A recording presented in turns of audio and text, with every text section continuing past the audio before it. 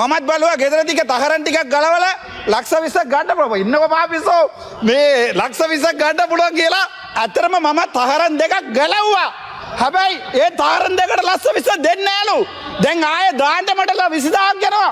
එතකොට අඩේ ඉඩවා ඉන්ද්‍රා හරිද මට ලැජ්ජයි තහරමකට ලක්ෂ 10ක් දෙනවාද කොහෙද හරි මන්ද මං හිතන්නේ අපේ ලොක්කා එනකොට අපි එළියට යනවා හැබැයි අපේ ජනාධිපතිතුමා එනකොට මට අහන්න කැමැති මගේ ගෙදර තියෙන තහරම් දෙකට ලක්ෂ 20ක් ගන්න පුළුවන්ද කියලා අයියානේ ඔය රට ඔච්චර බොරු කියන්නේ ඕගොල්ලෝ මට එකක් තව එකක් අහුන්නේ නැහැ නයිට්ලා වයින්ඩ් වෝටර් එකක් අරගෙන මට කතා කරන්න හරිද ලැජ්ජාවේ බෑ තහරම් නැවේ අණ්ඩවැයර් දෙන්නත් සල්ලි නැහැ මේ රට ඒක මතක තියාගන්න.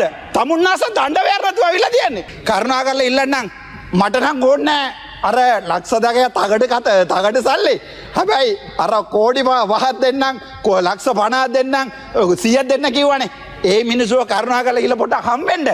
කුටි ගන්න වෙනවා. හැබැයි කම්බෙන්න අපි බේර ගන්න. අපේ නම කියලා අපි කියන්න ડોක්ටර් අච්චුලා යවුවා.